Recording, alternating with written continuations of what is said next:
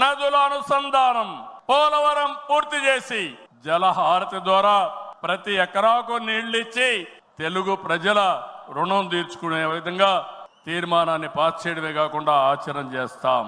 భవిష్యత్తులో వచ్చే green energy, అదే మరి గ్రీన్ హైడ్రోజన్, అదే మరిగా అనేక ఇండస్ట్రీస్ ని నాంది పలుకుతాం.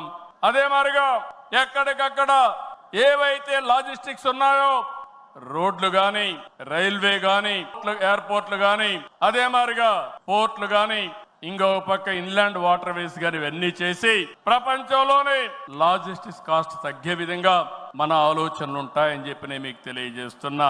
ఇంకో పక్కన మీరు చూస్తే ఆ రోజు నేను హైటెక్ సిటీతో హైదరాబాద్ లో ఐటీ ప్రారంభించాను.